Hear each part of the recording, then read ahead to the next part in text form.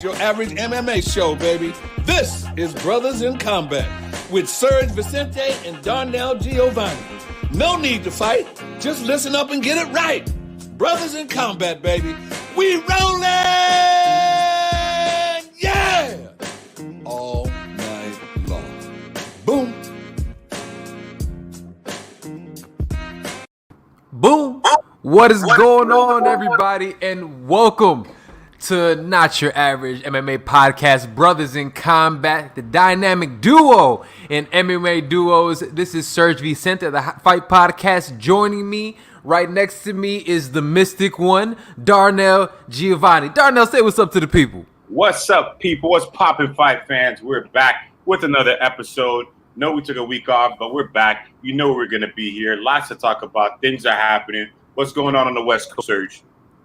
We out here, man. It's beautiful. It's starting to feel like, legitimately feeling like summer right now. So weather is beautiful as always. People are kicking it, and it's starting to feel like normal. I know you down there in Florida, man, and it's like y'all never shut down for the pandemic, but out here, it's actually starting to feel like real life again. Finally, good for you guys. You know, I feel like this pandemic has been over here for a long amount of time. You know how Florida is, but we're good. The weather's beautiful. It's summertime. It's hot. Looks tropical over there. I love the plants in the background. I wish I need somebody to design this place with some plants. Hey, man, you know what I'm saying? We got to keep this Zen vibe cracking out here, man. You know, it's on the West Coast, getting the crystals rocking. You know how we get down. Absolutely. Well, dude, look, we've had, real quick, I got to give a salute to Burt Watson. Burt obviously does the intro to our shows. They salute to the OG, the legend for that, but he is back in action. And seeing him out there with Bellator for the last couple weeks has been phenomenal. Seeing him hyping up, they had the clip of Burt hyping up Chris Cyborg was amazing. Hearing it again, it gave me chills. I loved it. And bro, you've been out there with the OG, man. Can you tell us a little bit about what's happening with you and the OG? Congratulations, of course, to Burt Watson. I told you that. We talked. My man with Bellator now. UFC made a big mistake losing that man because, as you can see, this guy takes that sport to a different level and takes those athletes to a different mindset, which is amazing to see, of course. I personally got to work with him down here at a bare knuckle event. He did some stuff over there, and I got the chance of assisting him. And let me tell you, I'm not going to tell you his age because he always says that. Well, I'm not telling nobody my age. But for his age, for him to be doing what he does, man, this is why we do it, what we do it. He really does it. And the fighters feel it. He makes sure everybody's in the right places, of course, at all times. Salute to the man, Burt Watson. Thank you so much for the opportunity to be able to work with you. Fantastic, man. No, we see you out there moving, man. So we had to go ahead and give you a little shout out as well. It's really dope to see, you guys out there doing your things. Good to see him out there. And he isn't telling anybody his age, but I will say this. Remember this, people. We're talking about this man was Smoking Joe Frazier's manager. Smoking Joe Frazier's manager. He was there for not the third Ali Frazier fight. He was there for number one, the first one. Oh, that's why I call him the OG of the OG. Salute to Burt Watson, man. It's crazy, man. But I'm glad you had that experience as well. I think that is really dope that you're able to go out there with bare knuckle. Real quick, man, how is the production value in the bare knuckle, those events? Because it's a totally different vibe from most MMA and boxing shows. What is that like? Yeah, it's definitely a different vibe in a sense of these guys are only having their hands wrapped and not their knuckles. So when they get back there, every fight was a finish. Usually in bare knuckle events, majority of those fights are finishes. And if it's not, they get beat up pretty bad. I want to salute to all those fighters that were there that night and putting on a great show, putting their hearts on the line, putting their bodies on the line for their families. And it was definitely different in the aspect of seeing how much damage they take. Not too many submissions and stuff like that, because obviously it's bare knuckle. But man, it's very brutal, but it was very cool to be around, and I love this sport. Made me love it even more. The people that were there, the commission. Actually, not shout out to the commission. The commission's a little, but the doctors, the ambulances, they were amazing. They made sure every fighter was safe. They got them to the hospital if they needed to go. The matchmaker, the owner of the promotion, it was really cool, and they took care of their fighters for sure. That's what's up. I love it. I love seeing different. And it's so funny because when Bare Knuckle really first came out, we started seeing Bare Knuckle FC. I'm not going to stunt. I wasn't here for it. And I'm still kind of not all the way here for it, but I understand, just like there's a lane for Jake Paul and all that nonsense, there is a lane for that specifically in bare knuckle. And the matchups are exciting. They're getting some big names. And at the end of the day, man, the fights are fun. And if the fights are fun and entertaining, how can you knock it? And to all the fans who want finishes all the time, that's a perfect sport to watch. There are a lot of finishes, and they're brutal. Just be prepared to see a lot of blood, and they get beat up pretty bad. Well, let's talk about people getting beat up really bad. And let's go ahead and transition to our first topic. This past weekend, UFC Fight Night, we had the former champion Cody Garbrandt coming on to a friend of Brothers in Combat. We can just say that. He's a friend of Brothers in Combat because he's been on both of our shows. We're talking about the Cartel's very own Rob Font, New England Cartel's very own. They went out there on a 5-round main event, and the only way I could explain this fight, and I want to get your opinion on it because I know I've spoken a little bit about it already this week. Yo, this was a one-sided ass whooping. It was just a pure domination. Not saying that Cody didn't have his moments, because I believe he actually did. What is it that separated? What made the difference for Rob Font in this matchup, in your opinion? You know what's so interesting to see? Of course, we watch all the pre-fight interviews, and we see how they talk to get the feel of how they're going to be in that fight. The way Cody was talking, he felt that he would be a step ahead of Rob Font in every single facet of that fight. And it was a complete opposite. Rob Font was a step ahead of him in anything that they would do. So it was interesting in that sense. Rob Font was in there, and he had a game plan, and he stuck to it. He listened to every single thing that his corner told him. Cody Garbrandt, on the other hand, he wasn't really doing that. I don't know if it's a confliction between him training with Alpha Male and Mark Henry and not knowing who to listen to, and I feel like that can cause a lot of conflict with a fighter. But there was a lot of time Rob Font was ducking his head. Cody Garbrandt could have threw uppercuts. His corner was telling him, throw an uppercut. Didn't do it. I don't know what the confusion there that happened, but Rob Font took advantage of every single situation. I know sometimes he got taken down, but he got right back up. He was scrambling. He was striking from the bottom. He was showing the evolution in his game and being with one team consistently. As you can see, that whole cartel, amazing fighters. I know Max Holloway dealt with Calvin Kattar, but that's Max Holloway, you know. That can happen, but Max. Training with these guys consecutively, man, and it's showing you how much better they're getting, and it's giving Rob Font that confidence that maybe he lacked a little bit long time ago, and now he's up there in the title talks. Well, dude, think about this, and I think not enough people are talking about this. Rob Font has wins over Marlon Moraes, former WSOF world champion. He has now wins over Cody Garbrandt, former UFC champion, as well as Sergio Pettis, who is Bellator's current bantamweight champion. So if this tells us anything, this tells me that this man has totally arrived. And I'll be honest with you, when I watch this matchup, and I know a lot of people are making a lot of Cody Garbrandt. They're saying, oh, look, Cody is, he has all the team stuff, and he looked like he didn't know what he was doing or whatever. I honestly believe that Cody was broken. Cody was broken for a couple different reasons. And I think it was totally because I don't think people are giving Rob Font enough credit. It was because of Rob Font. That's what it was. He feels as if, in terms of Cody, that he is the best boxer in MMA. He said it time and time again. He believes it. He feels it in his heart of hearts. And in that fight, in the first round, you can see it in his eyes that he realized that he's not the best boxer in the UFC. He's not even the best boxer in that cage at that moment. In that very moment, when he first ended up starting to take those shots, and then Rob got up, I was watching a defeated fighter for the rest of the fight. I think it was totally Rob Font. I think that Rob Font also, like you said, you made a great point. You're talking about his game planning. You can see, for instance, every time Cody went to his old tricks, putting his back against the cage, trying to bait him in the exact same way that he baited in Rafael Sensao. As soon as he saw him do it, he brought him back into the center of the cage. Come back. And then he kept on busting him up with that jab. Did you see Cody's face afterwards? Oh, my God. Sheesh. It was nothing. I don't think people are giving him Rob Font enough props. Let me ask you this question. Do you think because Cody was out for a while because he had the bad COVID and everything was killing him pretty bad. Oh, dude. You think mentally that affected him as well too? It's easy. It's easy to sit there and say, look, Cody had torn bicep, COVID, vertigo. Obviously, what else did he have? He had vertigo, blood clots, blood clots as well. He's had a lot of shit, and it's easy to sit there and say that.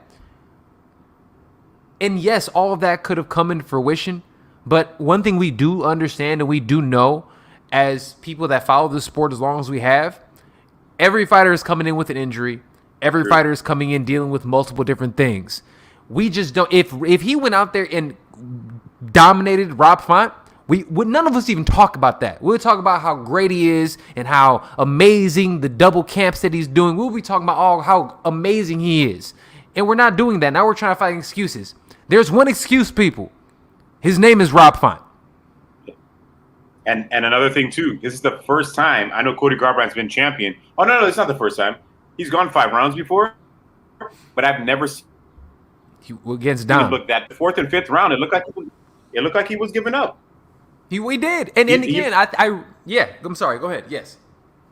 In a Dominic Cruz fight, and Dominic Cruz is a high-paced caliber kind of fighter that makes you move the whole entire time, he wasn't exhausted in that 4th and 5th round. But with Rob Font, because Rob Font was beating his face up, he looked like a whole different fighter in those 4th and 5th rounds.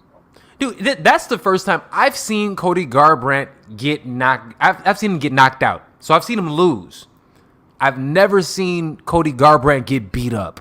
Yeah. We saw him get beat up this weekend. That's a difference. And I think that, and again, he was always able to hang his hat on, look, I'm an aggressive dude, live by the sword, die by the sword. I was winning those fights. And he can arguably say that with each and every one of the TJ fights. He can say that. He can even make a case that he did that. With the Munoz fight, he could definitely say that.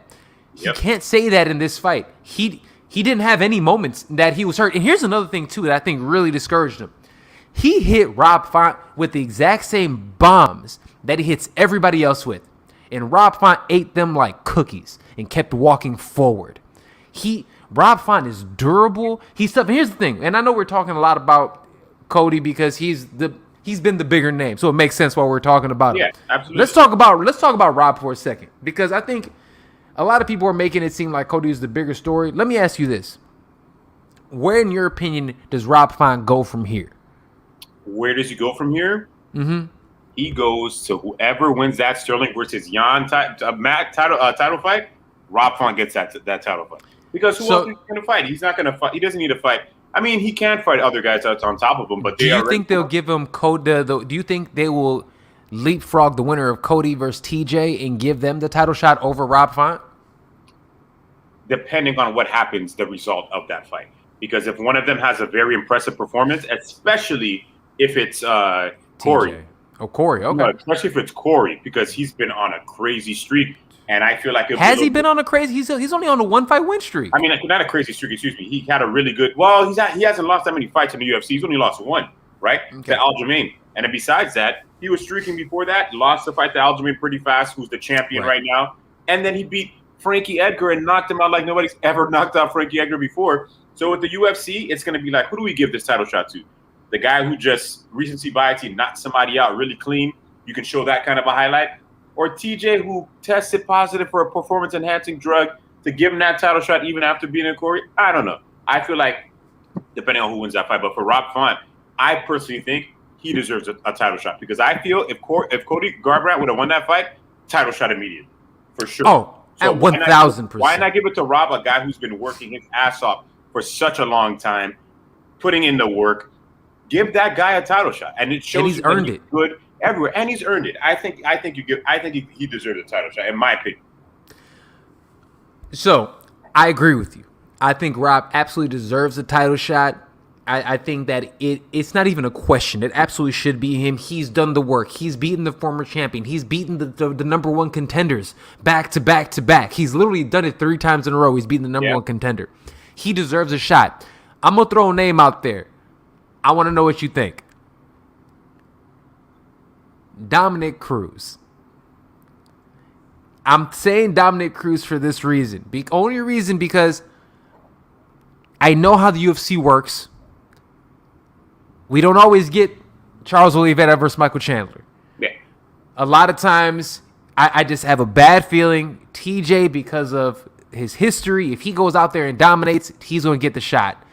If, like you said, I think if Cody goes out there and dominates, he's the brand new toy. They want, you can tell they're pushing, Cody. They want him to go out there. So if one of those guys ends up getting the title shot, I think for Rob Font, a perfect matchup is Dom Cruz, somebody who has title aspirations, somebody who actually wants it. So that's how I think will be a good one, and it's that name recognition that I think could really work. I don't hate it, but I'm tired of these guys who've been. I get it, Dominic Cruz. You're a former champion. You're a former champion, but no, you need to fight somebody else before you fight a top 3 guy. You're not getting that off the bat. I get it. You've been fighting for a long time, but no, I'm tired of that stuff happening. These guys who've been on a current win streak, beating really big names. Dominic Cruz just beat Casey Kenny. Now all of a sudden you're going to fight somebody in the top 3 because of your name? No, not happening. Sounds good. Good for Rob Font's record, but at the same time, a little bit of a dangerous fight because the way that Dominic Cruz fights, he might look like a winner even though he's not. Yeah. I don't love it. I think Rob Font should be right there. Title talks after all these things in the bantamweight division unravel. And I think I couldn't agree more. And I think, this is going to sound crazy, I don't think Aljamain Sterling is coming back this year, and I think they're going to do an interim title fight between Peter Yan and Rob Font. Saying it right here. I'm saying it right here. You know what?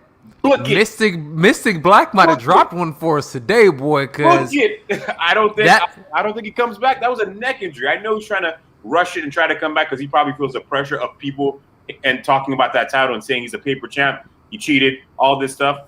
No, I don't think he comes back this year. I think if he goes into a camp for Peter Yan, he's going to have a lot of issues with his neck. I think he should take his time. Interim title fight, Rob Font, Peter Yan, book it, October. Hey, and you know what? It's a bad matchup for Peter Yan, dog. I'm going to call it. That's a bad matchup for Peter Yan. Peter Yan, what did he do on the feet, right? He was able to out-jab Aljo to end up getting to hurt him and to get on the inside. He's not going to be able to out-jab, dude. And you heard what I don't know if you heard it, but Rob Font did go out there and say that he was comparing specific fighters, and he said that he believes for him, Aljo will be a tougher matchup. He said Peter Yan is just like Cody. He was like, That's the same guy. So for him to go out there and say that and to acknowledge it, when he said it, I was like, you know what? He's right. That's what that Peter Yan Cody fight would have been super entertaining because it's the same dude.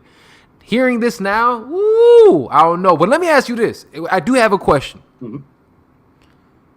He was 11-0 when he got the title. When he beat Dom Cruz, and we looked at him as if he was the next big thing in MMA. He seemed like it. The UFC was pushing him. He was out there. Since that point in time, now he is 12-4. So he is 1-4 in that time. 3 of them were knockout losses. 1 of them was a dominating loss. Is Cody washed? Is he on his last leg? What's going on? No, because he has some advantages that other people don't have. Youth. Okay.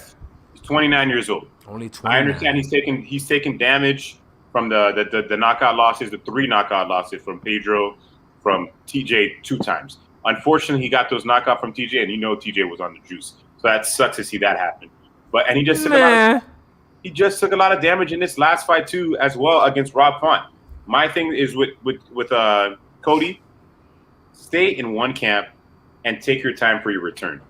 Took a lot of damage. You've been taking a lot of damage in your past couple fights. Take your time. Let your body recover. You just had COVID and you had the COVID really bad. Let your body recover, but stay within one camp. If you're going to trim it with Mark Henry, stay with Mark Henry. Don't go back and forth between California and New Jersey. It's too much. It's a lot on the body. You're just adding more to your body. Don't do it. I don't think it's a smart idea. I do not think I don't think he's washed. I think he still has a lot left in him. Mm-hmm. Maybe at 125, that might be better for him. Maybe that they're going to be fast down there. They're going to be fast as shit. But maybe 125 is a better look for him because, honestly, if he's going to fight the same way that he did, I don't see him beating too many bantamweights, especially not in that top 5. If he goes out there fighting the way that he did and tries to fight Davidson Figueiredo at 125, he gets stopped. Oh yeah, like fast. You know what I'm saying? Fast. Like Davidson, Cejudo Dillashaw Part 2. Exactly. Like it's gonna be bad with dude. And yo, I think people forget how dope Davidson Figueiredo won his belt and defended it 3 weeks later. The only reason that fight was a draw in the way it was because he had to cut so much goddamn weight. I'm gonna be the one to say it. That's the only reason that fight was as close as it even was. Sure, that fight is going to be a massacre. This rematch, I'm telling you. I don't know if it's going to be a massacre, but it's definitely not going to. It's going to be rough for Moreno for sure, because it was kind of rough for him in that fight as well. And I think now that Davidson's going to have way more time to cut the weight, hopefully he's cutting the weight correctly. If he comes in shape, it's going to be a rough night for Moreno. But Moreno, he's got that Mexican blood, bro. Those guys are not easy to finish. They're not. We'd have proof in the pudding from every other Mexican fight that's been in that cage. You don't see they don't lose. These guys, I mean, they might still lose. I still feel like he'll be in there for all 5 rounds for sure. He's too hard of a guy to finish. He was taking some heavy shots in the first fight. Some heavy shots that would stop any other fighter. And I still had him losing that fight. So I mean, but you know what? This is the most intrigue I think any of us have had in 125 and 135 in a very long time. I mean, these mugs are so. Both weight classes are stacked. I've said it. Bantamweight is the second deepest weight class in all of UFC. It might be the second. You know what I mean? So many. Literally from 1 to 10 can literally contend for a title. That's how dope they all are. It's crazy. And here's the thing. And I'm going to say this about Cody, because I'm going to answer the question. Do I think Cody Garbrandt is washed? I don't. He's young. He has a lot of things, but I will say this. I don't think Cody is elite in the way that people thought he was elite. I don't. He has way too many glaring holes in his game. And one thing that he's proven to me is this. And this is what always happens to the guys in UFC. They get to the top. Look at Dom Reyes. Get to the top. You start beating elite guys. When you fight these elite guys. And this is why MMA is the best sport in the world. The best are forced to fight the best. And we're forced to see who is actually the real ones out there. And Cody Garbrandt, look, real recognizes real. And you looking real unfamiliar. I hate to put it like that. We're going to see Cody Garbrandt. This is what's going to happen to Cody Garbrandt next. They're going to feed him to Sugar Sean O'Malley. That is the next fight that is going to happen for Cody Garbrandt. Because, yes, Cody has a name. He does. And what do they do with their stars and people who are former champions? They feed them to their up-and-coming stars. Because it's one of those things. One or two things are going to happen. Either A, we have a legitimate, bona fide, up-and-coming star that we can sell, or this old champion, who we can still sell and get something out of, is still here. Also, I think about it like this. If he takes this L against dude, and this is the reason why I thought specifically that he would lose to Rob Font. 6.5 reach advantage. 6.5-inch reach advantage. I think it's like an 8-inch reach advantage for Sugar Sean O'Malley. Way bigger. It's even bigger, and he has more height. I'm telling you now, he takes that loss, we're going to see him fighting in Bellator. And I'll be very honest with you, even there, the top 5 in Bellator is nothing to fuck with. There's no guarantee he wins there either. Because I'll be honest with you, I would pay to watch Cody Garbrandt versus Rafion Stotts. Come on. And that is not a guaranteed win for Cody at all. We're definitely gonna find out a lot about Cody Garbrandt in this next fight. And something that I forgot, because I remember when Cody first got that title shot against Dominic Cruz, and I did not think he deserved it because he didn't beat that many top rings. Exactly. His win before that title shot was what's this guy? Who did Sugar Sean just beat recently? Almeida. It was against him. Yep. That's who he beat before he got a title shot, and then I think before that he beat Marcus Brimis and somebody else. He didn't fight that many high. And another cab driver. After that, he beat some other cab driver. So, at the same time, he hasn't fought the most high caliber fighters as well before he fought for the championships. And we saw when he fought a very high caliber guy, even though he was on steroids. TJ Dillashaw, look what happened there both times. EPO. He got knocked out in the second round. If he knocked out in the fifth round, that would have been like, the EPO got him. He got knocked out in the first and second. Juice is juice.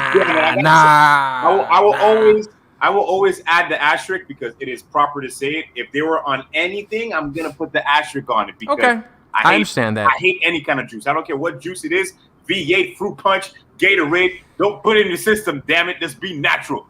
But it's very intriguing to think about that because he didn't fight the highest caliber guys, and now that he's having some trouble. So it's going to be interesting to see who they give him next. I think you're right with the Sean O'Malley. They'll probably do that, and that's going to be very tough.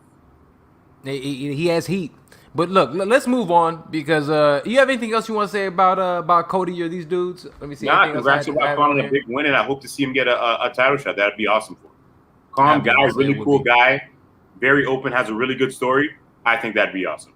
I think it'd be amazing. I think he deserves the title as well. Somebody else who has had the title before, but we're looking at it might be back. The Cookie Monster, Carla ESPARZA. Fam, I'm going to say it. I counted her out years ago. I counted Carla ESPARZA out so long ago. I thought she was one of the most boring athletes in that weight class. I didn't even know why she was there. I have talked so much shit about her, and you know what, Carla? I'm sorry. She has developed her game, and you can tell. I think it was a learning curve. I think she had a learning curve. I think that she really had to grow and develop. She won the title using her wrestling, beating the current champion in Rose Namajunas. Dominated it. And then she goes out here, She submitted Rose Namajunas in the second round. Now she goes out here, Jon Jones, who all of us looked at like was the next big thing. I said she was probably going to end up being champ. She's that good. She was my dark horse for the division. Just blew her out the water. Only the 11th stoppage via crucifix TKO in UFC history. Bro, what were your thoughts about this fight?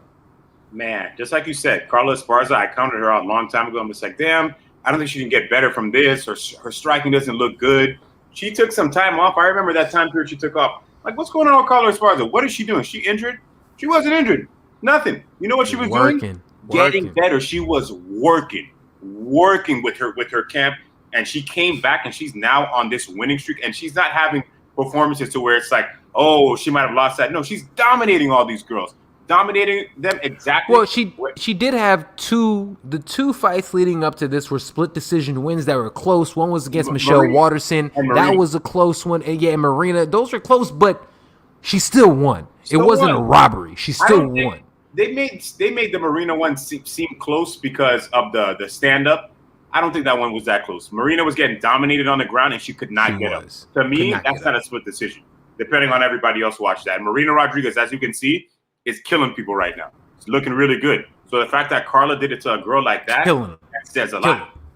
It says so much. But I'm watching that fight, and I'm like, there's no way Carla's going to just take her and just dominate on her. This is not going to happen. Oh, my God. She obliterated Jon Jones.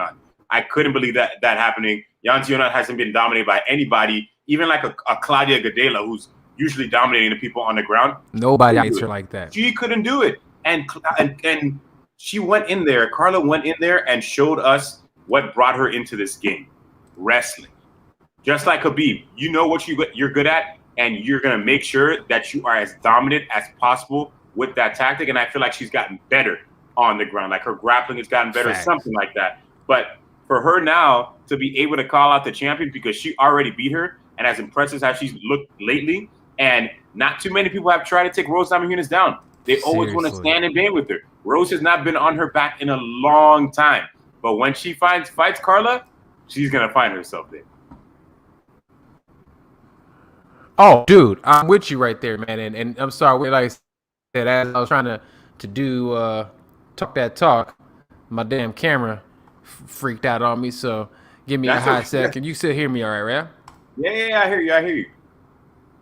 Dog, I swear to you, bro, you hear me? Okay, cool. We gonna keep you keep talking, and as I fix this, you dig. But yeah, Rose is going to have a lot of trouble with Carla Esparza because I haven't seen Rose on her back in a long time. Her grappling good? Yeah, Rose's grappling is good. I agree with you. It's her bread and butter. That is her bread and butter. And Carla or hold herself at least there for a good amount of time and then put you on your back. And that's one thing that I appreciate about Carla Esparza's wrestling is that she's gotten so much more aggressive within her wrestling, right? And she's actually going out there and trying to stop people. And that's one thing that, look at me, I'm back. Okay, she was trying to, one thing that I didn't like that she was doing, what was that? You hear me okay? No, you're good. Yeah, okay. So one thing that I was saying is that I was just like, dude, she's just a wrestler. She's just a wet blanket. She's not trying to finish anybody at any point in time. Well, she went out here and finished somebody that hasn't been finished. In the way that she did it, because one thing I look at is this. She only had 2 finishes in the UFC prior to this. And just one of her, so she had actually one. This is only her second finish in the UFC, which was, her first one was against Rose Namajunas. And before that, her first fight was a TKO finish in her career before she got into the UFC. So when you look at it, she hasn't been a finisher. So for me, I've always looked at it, and I think unfairly so, I judge fighters based on that, right? If you can't finish somebody, you're not going to be able to be elite and finish people out of there at the top level and win. But she's proven that she can control them and do that. So my question is, and I'm really curious to see how, for instance, Rose Namajunas, her game evolved. Because both of their games have definitely evolved. Now we definitely say Rose's stand-up is so much better. But can Rose keep herself off the ground with this new Carla Esparza? I love what I'm seeing from Carla. She's proven that the Cookie Monster is real, and I think she deserves a title shot. I don't think there's a question about it. Dana White says he wants to give it to Weili Zhang. I think he's fucking tripping. I think you need to give it to Carla Esparza. You can build it up already. You have that's a legitimate matchup that we want to see. We saw the Weili fight. That was an ass whooping. I don't need to see it right now. Yeah, and that wasn't a lucky kick. That was very tactical. No. She knew what she was doing. There was no lucky in that fight. I know Welly's been on a winning streak, but no, you don't get a rematch after that. You got to build yourself back up now. You know, you got to go to not a complete backup line, but you're still number 1 ranked, and show people why you are number 1 ranked and give Rose a different matchup. I'm tired of seeing Rose have to fight somebody twice after she has a title. No, exactly. Give her somebody that she's lost to before and see if she can beat her the second time, you know? And this was a long time ago. This wasn't 1 year ago. 2014. 2014. That's 7 years ago. I like that fight. Make it happen. Carla didn't take damage in that fight. Rose definitely didn't take damage in her fight. We got October open, baby. Add that to that same bantamweight card. Let's go. Let's go. Hey, Sean Shelby, Brothers in Combat are here for you. This is what we do. All right. Make the fight happen. I think Carla Esparza had the most impressive performance of that card. For me. I hear it was there. It was there. I gave it, to me, it was Rob Font, even though I think, you know what? No, I'm going to give it to Carla as well, because I expected Rob to do what Rob did. I didn't expect Carla to do what Carla did. So that's a good point. I concede to that one. Absolutely. Let me talk about somebody who didn't really do well. We don't got to make this a long topic, but I got to ask you about it. Jack Hermanson, Edmund Shabazian. Edmund Shabazian was a brand new toy. They gave him to the Lipness test. And Derek Brunson, he broke the toy. Then they gave him to another dog in Jack. He broke the toy some more. Bro, what's going on? I don't understand. I didn't understand that matchup when it came up. Edmund is a guy that was on the Contender Series. He's one of Ronda Rousey's guy that trade over there in California, in Glendale. And they put him against Derek Brunson, which I felt was risky, but you know what? It could come with its rewards. But unfortunately, it didn't. You want to bring up a guy like him who's as young as he is. How old is 23. 23 years old. And you take him and you put him against another really good experienced grappler. I thought that was a bad idea by the UFC, and I felt that was exactly what was going to happen. Does Shabazian have age on his side? Yeah, he does, but he's taking a lot of damage the past 2 fights, like bad. Very, very bad. That third round was devastating. Brutal. These are kind of performances where a guy might be like, you know what? I don't want to fight MMA anymore. Around age 25, 26, and decide to do something else completely different, especially concussion-wise too, because he's getting hit in the head bad, man. Very, very bad. I don't know. It doesn't look too good for Shabazian. They're going to have to give him somebody outside maybe the top 20 of the UFC, not the top 15, because that's not working out for him. But I think if he takes some time, maybe goes somewhere else, because you know me, I do not like Edmund Taverdi. I think he's one of the worst coaches in the history of MMA, my personal opinion. I know he had Ronda Rousey. Him and Joshua Fabia, in my opinion. Oh, God. Is he even a coach? I'm not even going to consider. And Ito Portal. All three of them in the same boat. Those are not coaches. Those are guys who just are spewing some kind of false information to these guys. But I think Edmund is a terrible coach, and it shows you on the fights that they're taking for Edmund. If they offer me that fight and I'm his coach, I'm good. Let's fight somebody else. Let's get your mind back into this game, because if you take another damaging performance like that, that's very damaging to this fighter. It's not good. It's not good for the mental. It's going to be hard for Edmund to come back. I know he said, I'm good, guys, et cetera, et cetera. I don't think he's okay. I agree with you. I think it's he does a fantastic job. He says all the right things. I mean, the kid's media trained. He's been around the media since he was 15 years old. He understands what to say. He's a sportsman. I appreciate it. But the UFC definitely pushed him too fast. And here's the problem. When you come to the UFC, you have to be almost a finished product. We don't have the benefit of having 11 years in your career, especially if you come on with a little heat. You don't have the Charles Oliveira, Max Holloway track where I can sit here and kind of build into it and grow into it because I was 20 years old coming in.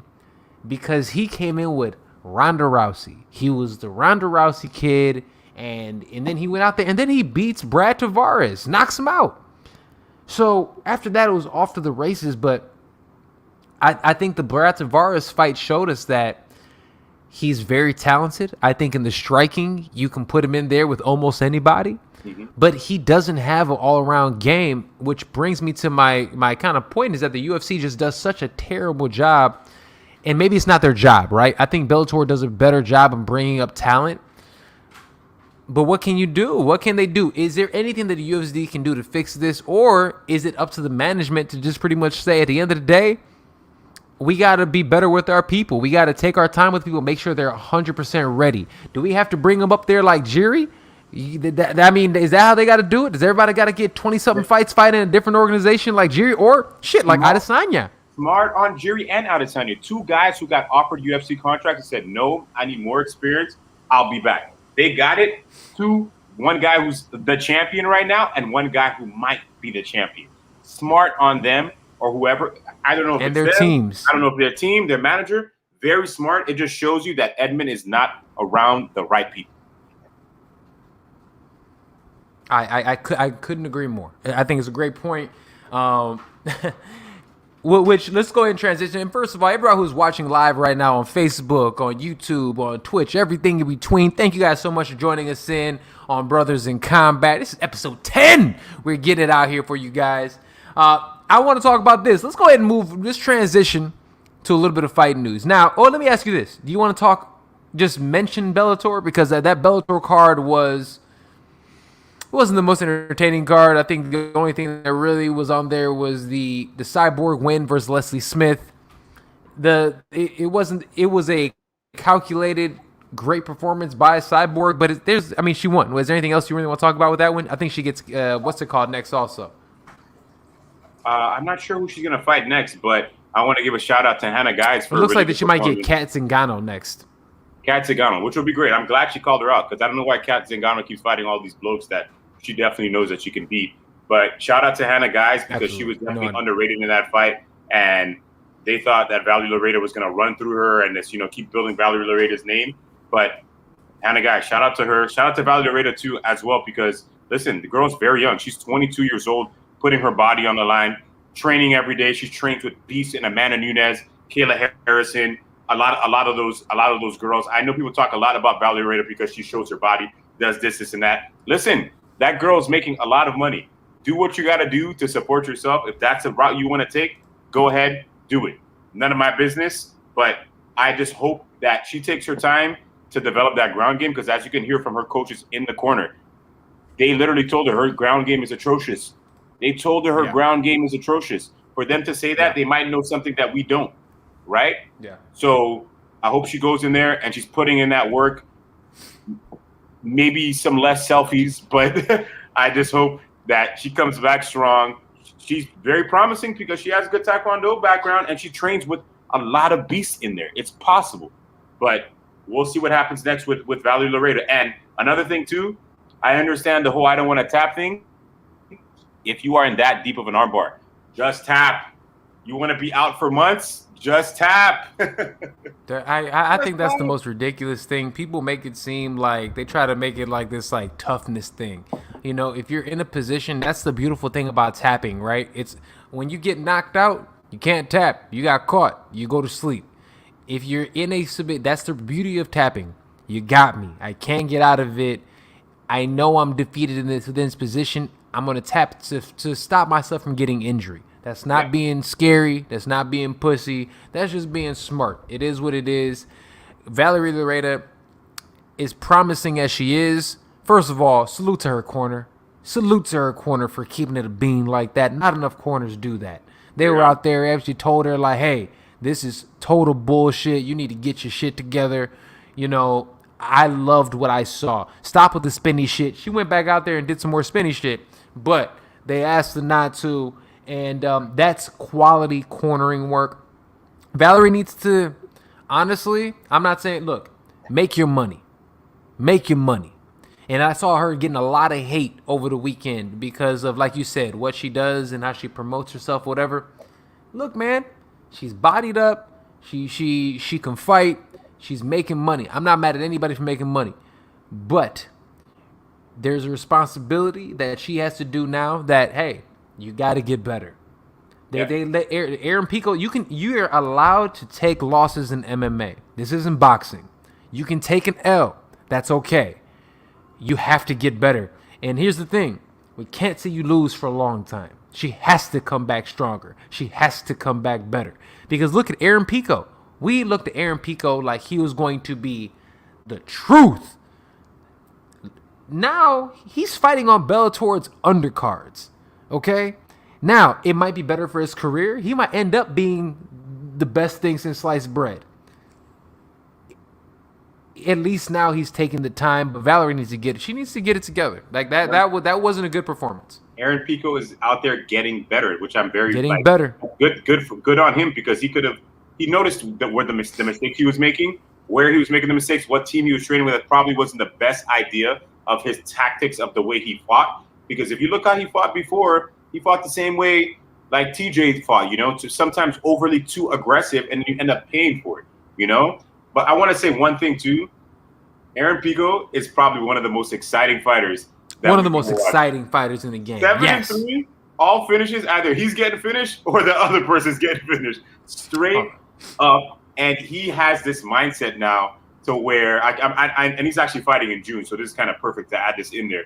And he has a mindset that he wants to go in there and show what he's been working on.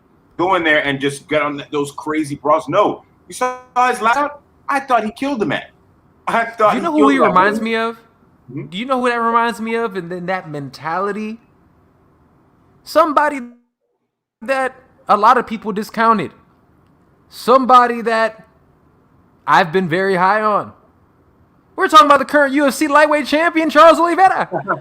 That's a guy. He's going out there. I had to get him in here somehow today.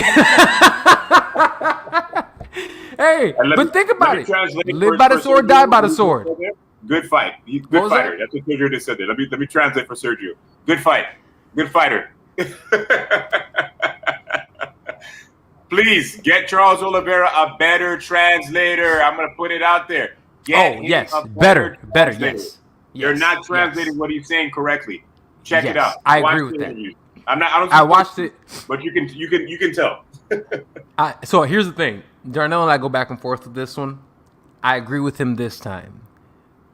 I'm totally fine with athletes having translators. I'm totally fine with athletes not speaking English. Have a good translator, though.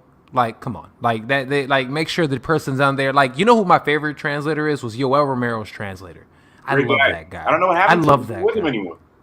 Well, it's because Yoel speaks well enough English. He was on an interview last year with him. He's like, that's still my boy, but like, you know, I don't need he was on a Bellator media day, and they had no translator there, so it was like, what are we gonna do? Like, if he doesn't understand something, that's a little rough. But I think he still needs a translator. I met him in person, and his English is still a little bit broken, but whatever. Anyway. It's all good. Well, here, let's transition a little bit. Let's get into some fight news real quick. We did have some fight news coming out this week. And I think the biggest news, and this actually came out, it was Wednesday. It came out actually this morning. Jon Jones has officially signed on with a new agent, manager, advisor, is the former head of Golden Boy with Oscar De La Hoya. Darnell, man, what are your thoughts on this, man? Because we both had really big thoughts on this. Jon Jones is single-handedly destroying his career. You said you wanted a certain amount of money from your boss, who you have a tricky relationship with because of the things you've done in the past, and you went and signed with somebody who has a terrible relationship with your boss in connection with Oscar De La Hoya and Golden Boy Promotion and Dana White. If you know Dana White well, he cannot stand Oscar De La Hoya. So Jon Jones thinks the UFC is going to work better with him now. Hopefully this year off that he said he's going to take, he may lose this guy and go back to your boys down in Miami, first round management, and beg for He should have never lost. He should have never left. And he should have never left. Like I think that was a horrible career decision. And to be honest, Jon Jones hasn't been the best person with making career decisions. So this is not surprising. I think so. He signed with Richard Schaefer as an advisor. Yeah. So his big claim to fame was like the dude said, oh, he made all these fights with Floyd and with Manny and with fucking with Bernard Hopkins, and dude, he named like 5 people. Aside from Manny Pacquiao, the rest of them are retired. They haven't fought in forever. Richard Schaefer hasn't done anything. And also, here's the other thing. Why are you hiring a boxing person to come over to MMA and do this? It's a totally different business. It's a totally different game. It's stupid.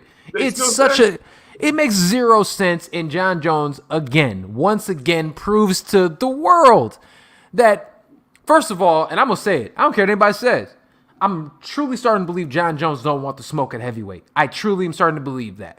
Because at the end of the day, if you really wanted it, if I know and you know that he's not getting the dollar amount that he's asking for, we literally know this much. He's not getting that. If he's not getting that, and we all know, I know, it's been out there. We know the UFC is willing to give him. It's not changing. So the fact that he's still going out here and allowing this to happen, it proves to me one big thing. It says that I don't know if Jon wants to do this anymore. I think Jon likes going out there, lifting weights, talking shit on social media. We cannot forget. I feel like Jon Jones navigates and he doesn't remember. He thinks about all the good things that he's done, which he's done a lot of good. He put this thing on his Instagram, says that he sold $500 million worth of pay-per-view buys or some shit like that. That is so, you're not writing the full story. The only time you actually sold is when you sold with Daniel Cormier. Daniel Cormier gave you those pay-per-view sales. It wasn't just you. It wasn't. Jon Jones, here's how for those who do not know, the UFC, their pay structure is like this, and you have stars. You got the people who like this, who don't make that much cash, who don't sell, and then you got the Conor McGregors and shit of the world over here, right? You got Conor McGregor, you got Jorge Masvidal, you got those guys. Jon pretty much lands in the middle. Literally lands in the middle. You know what that tells me? If you land in the middle, you're not that valuable. I don't care what you feel like you've done. He forgets. He's pissed hot 3 times. Pissed hot. I don't care what anybody says. Picogram's bullshit. You pissed hot. Don't nobody else piss hot this many times. He's pissed hot. He's admitted he hid under a damn a fucking thing. They've moved an event. They literally had to move an event the week of the event because of Jon Jones pissing hot. He got kicked out multiple times for years at a time. Fam, you don't deserve that money. You had the opportunity to have it, you don't, and he's not going to get it. He don't want to fight, man. He doesn't want to fight. I'm telling you now. Jon Jones doesn't want to fight. He don't want to smoke with Francis Ngannou. He doesn't. He don't want it with Derek. He don't want it with Derek either, and that's the thing. He don't want it. Derek goes in there and beats Ngannou. Then Jon Jones, you got to face a guy like Derek Lewis who could knock you out silly with one strike. And he's not easy to take down either. And a little birdie told me, a little source told me, I'm getting an early birthday present. Not an early birthday present. I'm getting a birthday present because August 7th. Can't confirm. I can't completely confirm this, but it's going to be confirmed soon. We can't confirm or deny. Yeah, I can't confirm or deny, but allegedly. August 7th, one of the greatest days of the year, Francis Ngannou, Derek Lewis, is going to happen. And congratulations to Derek Lewis, and I hope he makes a lot of money off that fight. And he is happy. Man's driving Ferraris. He's doing all the good things. While he's dropping people trying to break into his car. He's knocking them out. Bad decision on Jon Jones. It's not going to work out too well for him. We're not going to see him for another year. He might go into irrelevancy to where we don't even want to see him fight anymore at that point. It's 2 years. I am almost there. I am literally almost there because here's the thing. Jon Jones to me is at the point in time that if you fight or not, first of all, you're not that entertaining anymore. Be honest with me. Was that Dom Reyes fight entertaining? Be honest with me. Was that Thiago Santos fight entertaining? No. I don't care about Jon Jones anymore. He's messing this up for himself. You know when I cared about Jon Jones? When I first thought he was going to go up to heavyweight and fight Francis Ngannou. I was like, oh, I was like that one meme. Oh, you piqued my curiosity. You have my attention. Now you piqued my curiosity. What's up? Now? Fuck out of here, bro. I don't care about you. Like, get out of here. And here, speaking to somebody else that I don't. You have anything else to say about Jon? Do you feel like you want to say one last thing? He's gonna try to bait a lot of people too with his tweets and that tweet and delete thing. Come on, man. That shit's lame, son. Come on, man. That's so lame to me. I don't like it. I don't like or love it at all. 0%. It's so garbage to me. I am not a fan of it. You know what else I'm not a fan of? Fucking Joshua Fabia. I'm not a fan of Joshua Fabia. Fuck that guy too, okay? The school of self-awareness I can't stand, and it seems like Diego feels this exact same way. Diego has finally left this fucking guy. Look at God. He's finally left him, and then as most snakes in slimy skis bags do, what did he go out there and do? He goes out there and tries to shit on Diego afterwards in the media and stuff like that, saying that Diego took advantage of him for 2 years. Like Diego, like he was the one flipped upside down like a rack of meat getting tenderized. Fam, this has happened. It's over with. Is the UFC going to bring Diego back? 100%. No, I think he completely tarnished his relationship with the UFC. You had plenty of opportunities to help yourself, and you just kept riding for these guys. You let this guy talk to a bunch of UFC employees that Dana White loves. Could have went after some people that Dana White doesn't really care about. The people he almost loves the most, that he appreciates, you go after those people, and you let this guy do that? No, he's done. He's 100% done. That's why they gave him his money. Take the money and stay away from us. We don't want this name to be with us at all. Just get out of here. I see Diego maybe going to another organization, probably Arisen or something like that, because Bellator don't want none of that. PFL definitely don't want any of that. ONE FC doesn't even want any of that. He'll probably end up somewhere else. Unfortunately, I hope he gets the help that he needs. That's what I want the most for Diego Sanchez. I hope he gets the help that he needs. I don't think he's a mean, disgusting person. I think he just makes bad decisions. And this happens to a lot of fighters. It could be a CTE thing. It could be a damaging. I don't know. Diego's been in a lot of battles and wars. A lot of them. I just hope that he gets the help that he needs. And I hope that we never have to mention Josh Fabia's name ever again when we're talking about mixed martial arts. Amen. We'll leave that one on that note because you're absolutely correct. Dude is, I mean, yes, there is a Josh Fabia is a pariah. I'm glad he's gone. But Diego is somebody that I feel like definitely probably he's going through some type of CTE. And there's somebody who actually, for instance, got out before CTE settled in. And I wanted to take this time to salute, and I'm going to call him a legend, the legendary, the Irish Dragon. Paul Felder announces his retirement. He is done. Record of 17-6, 9-6 in the UFC. Salute to you, champion, sir. CFFC. So, in your opinion, what is Paul Felder's legacy? Paul Felder's legacy to me is a guy that always went in there, gave it his all. Wasn't a guy who could, even if he lost a fight, he lost his fight on a good shield, and you still wanted to see him fight again. And they put him in a cage with another beast or another monster. He has a victory over the current UFC champion, and that victory has the last guy to beat him. Last guy to beat him. That victory will age well, and one of the most amazing broadcasters that the UFC has. 100%. He should be on the pay-per-views. I don't think he's been on a pay-per-view yet. Absolutely. We usually have him on the fight night cards, but put that man on a pay-per-view. An amazing father, as we see. They put that out there. He puts that out there sometimes, and just a really good human being and very honest about his thoughts and how he feels about something. And sometimes we don't get that enough. Paul Felder, here's to a great career, a smart guy for leaving when you feel like you don't have it and you don't want to do it anymore, and not overstaying when you probably should get out of there because you don't want to take damage because you're not motivated. 100%. No, I couldn't agree more. He is one of my favorite. He was one of my favorite to watch. Always exciting. Went out there, got into, always went for the finish. Showed a heart of a lion at all times. He's a brilliant man, inside, outside the cage.